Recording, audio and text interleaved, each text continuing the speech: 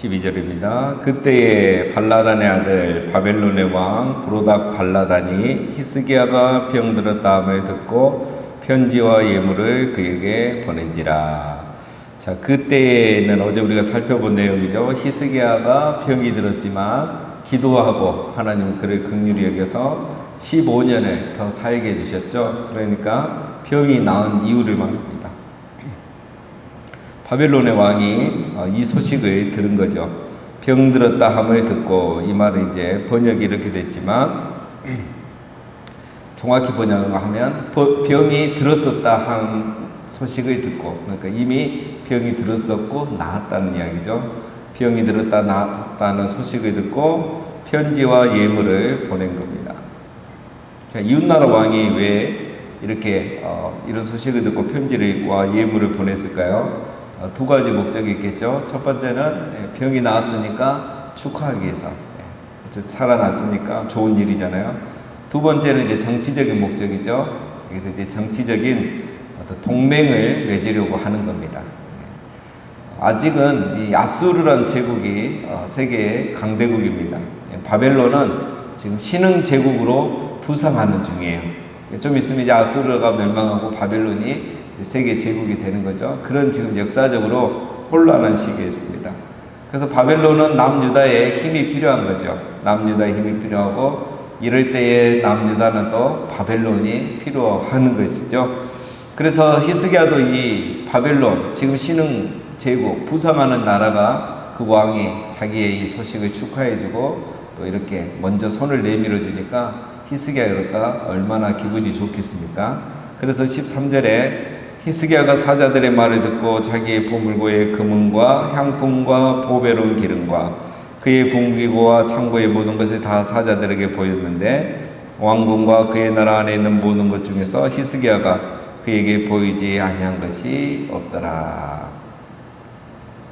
자, 여러분, 바벨론 왕이 보냈던 사자들에게 히스기야가 어떻게 합니까? 자기 창고에 있는 모든 걸 다 자랑을 해요.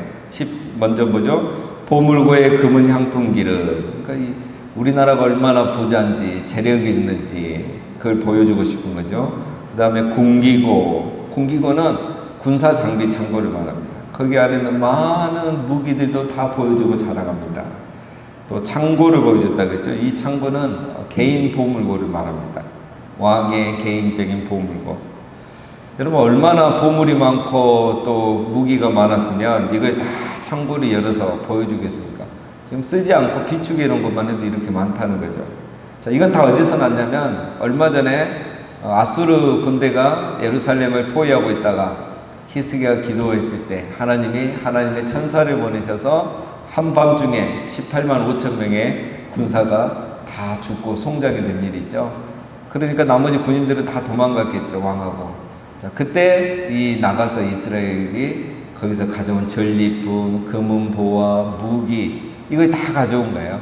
그래서 그걸 지금 이 창고에 쌓아놓고 그걸 지금 바벨론의 신하들에게 보여주고 있는 것입니다. 자, 여기서 이제 우리가 사건의 이 오늘의 복선을 볼 수가 있죠. 자, 여러분, 이것은 다 사실 누구의 것입니까? 이건 다 사실 히스기야 것이 아니죠. 하나님의 것이죠. 왜냐하면 이 전쟁은 히스기야가 싸워서 이겨서 가져온 게 아니고, 하나님이 하룻밤 사이에 다 그들을 죽게 하고 패하게 했잖아요. 이스라엘은 가서 수고해 온 것밖에 없습니다. 그러니까 히스기야가 이거를 제대로 보여주려면 어떻게 보여줘야 되겠습니까? 하나님이 아수르와의 전쟁에서 이리 해서 우리를 이기게 해서 이 많은 보물과 무기를 우리가 지금 가지고 있습니다. 우리 하나님은 이렇게 위대하신 분입니다. 우리는 그들의 백성입니다. 이렇게 해서 자랑을 해야 되는데 그건 없습니다. 우리를 봐라, 우리는 이렇게 금은 보화가 많고 무기가 많다. 자기 자신을 자랑하고 싶은 거였죠. 그래서 13절에 복선이 있죠, 여러분. 그에게 보이지 아니한 것이 없더라. 히스기야 왕이 이 신하들에게 보이지 않은 것이 없어. 다 데리고 다니면서 다 보이면서 자랑한 거예요. 여러분, 이것은 히스기야가 시험에 든 겁니다. 역대하 32장 31절에 보면 이런 말씀이 있습니다. 그러나 바벨론 방백들이 히스기야에게 사신을 보내어 그 땅에서 나타난 이적을 물을 때에, 오늘 이 본문이 말하죠, 하나님이 히스기야를 떠나시고 그의 심중에 있는 것을 다 알고자 하사 시험하셨더라. 이거 하나님이 히스기야를 시험한 거예요.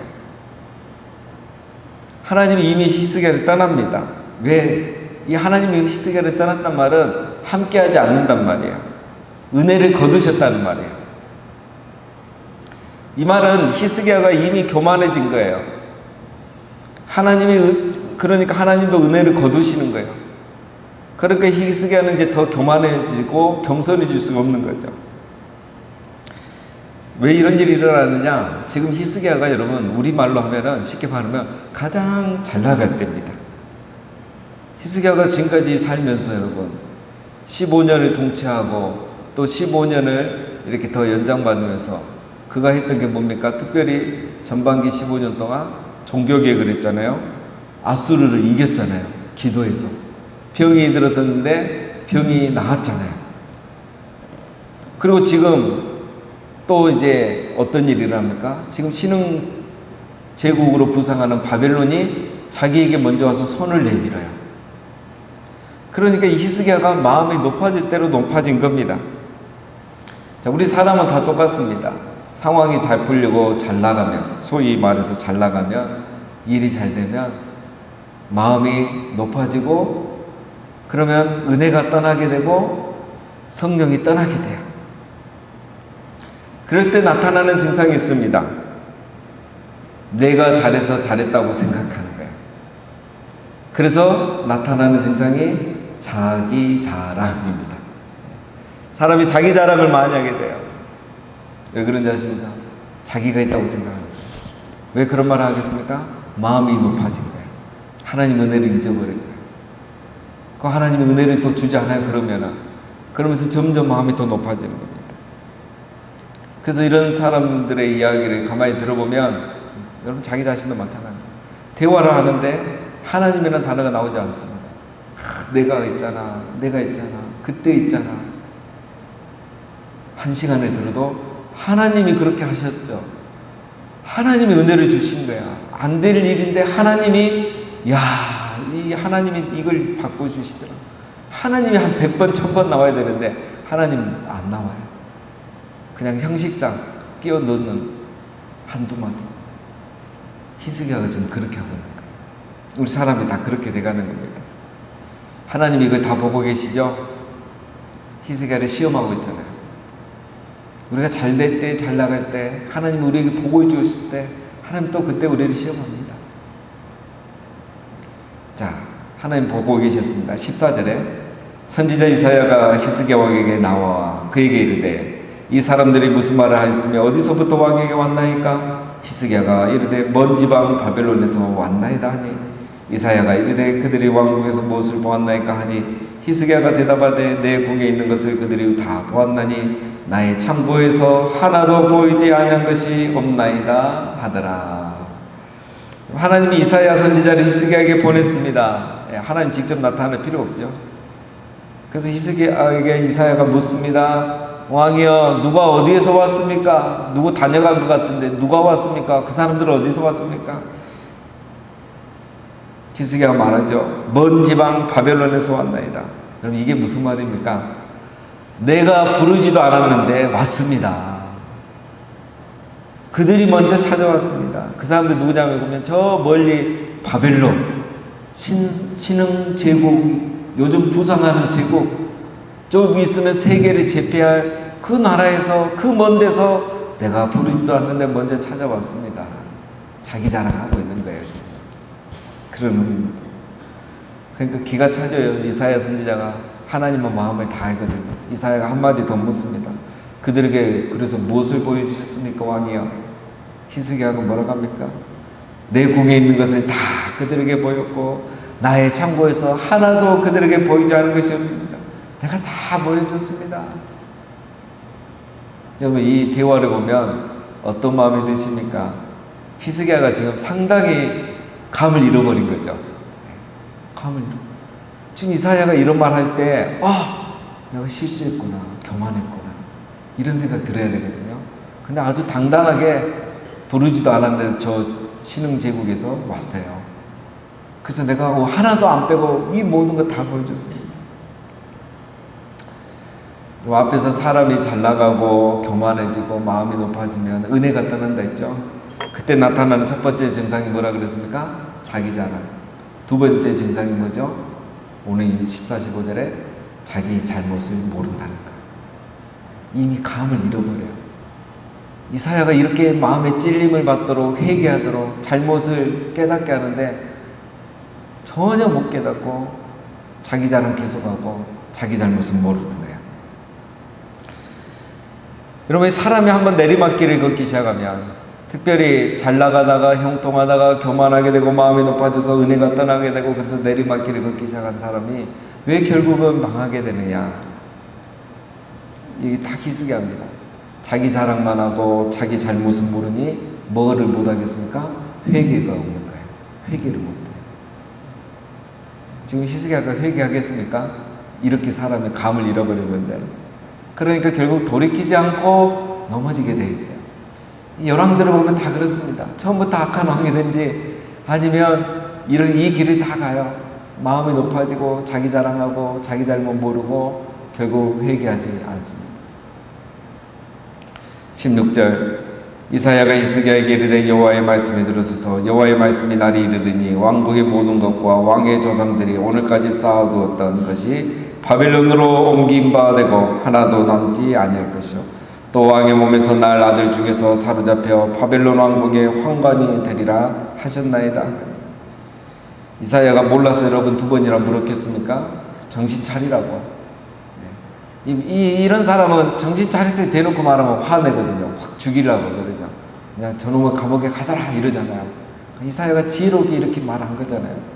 깨닫지를 못하잖아요. 이사야가 잘못을 느끼라고 회개하라고 돌이키라고 했는데 왕은 자기 자랑만 하고 자화자찬해 그냥 자기 잘못은 전혀 모릅니다. 마지막 기회가 지나간 거죠. 그래서 이제 하나님이 히스기야 왕을 심판한다고 선고하십니다. 그 내용이 뭡니까? 왕궁의 모든 보화, 조상들 때부터 다 물려받았던 성전에 있는 거, 왕궁에 있는 거 다 바벨론으로 옮긴 바 될 것이다. 이 모든 보화가 보여줬죠. 당신이 자랑했죠. 그거 다 이제 바벨론에게 빼앗길 겁니다.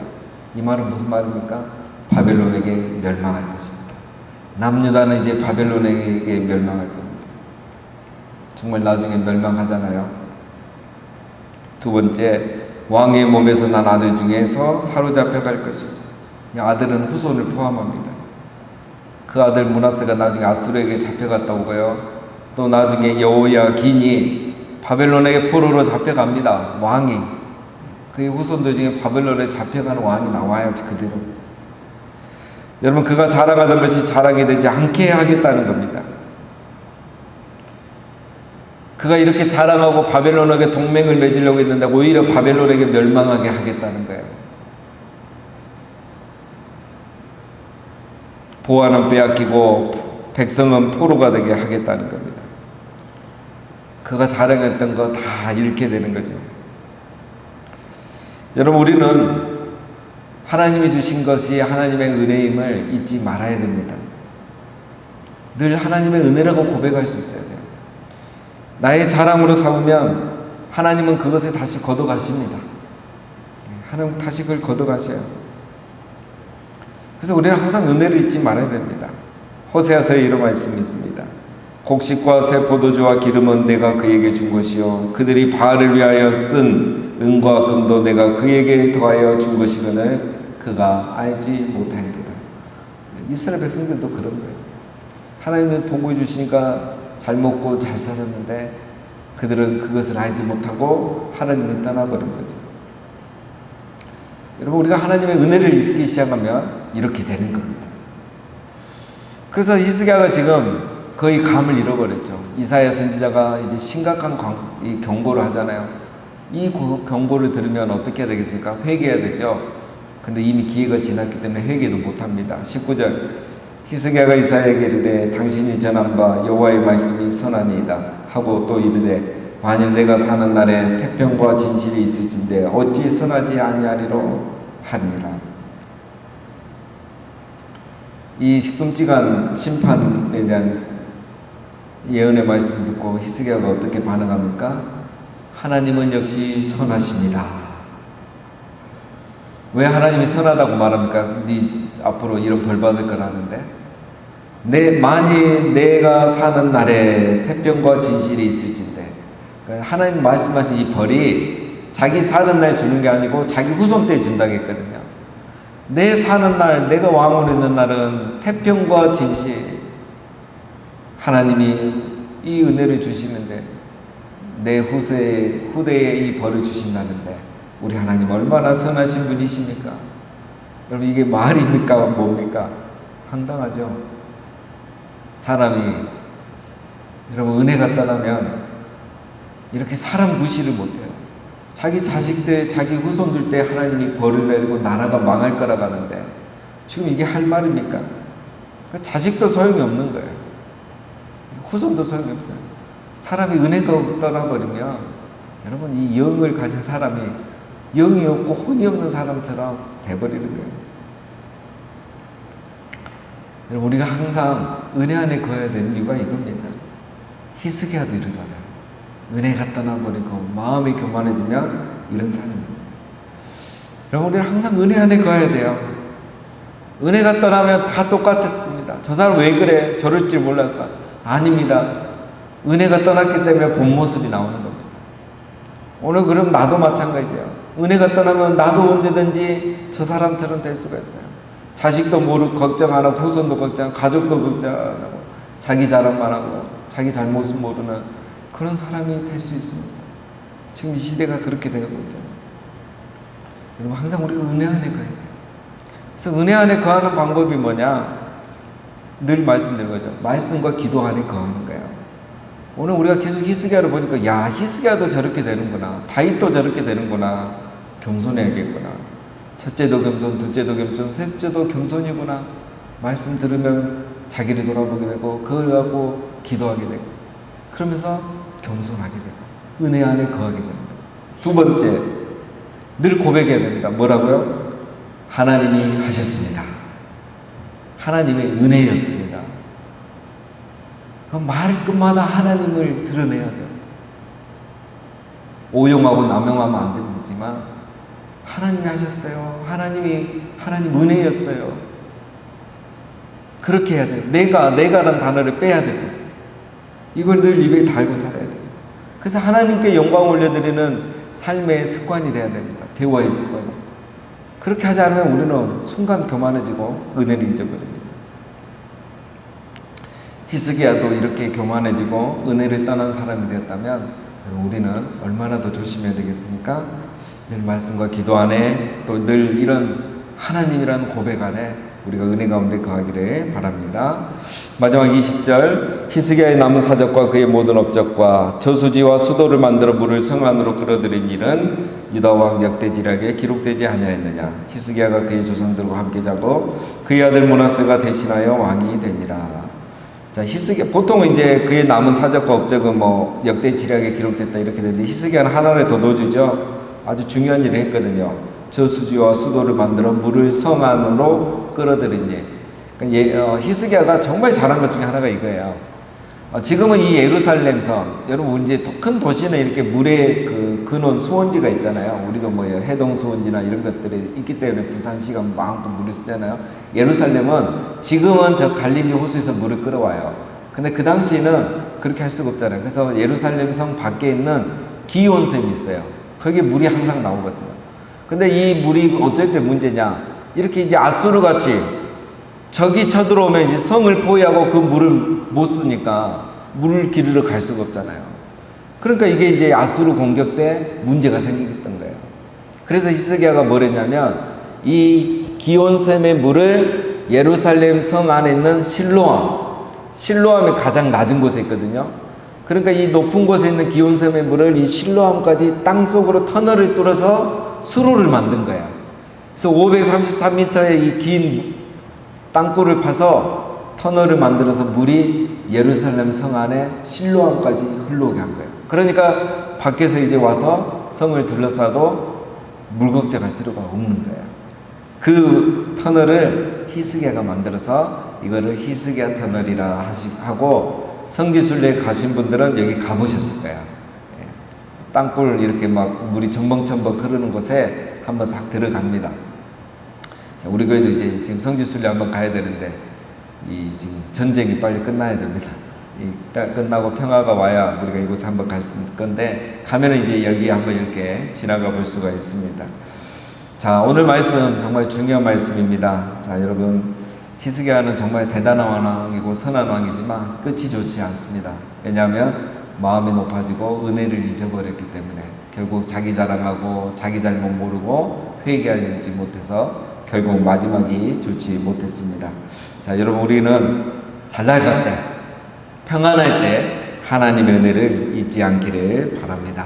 늘 말씀과 기도 가운데 겸손한 마음을 잊지 마시고 늘 하나님의 은혜라고 하나님이 하셨다라고 고백하면서 하나님 은혜 가운데 평강 가운데 살아가시는 우리 모두가 되시기를 주님의 이름으로 축원드립니다.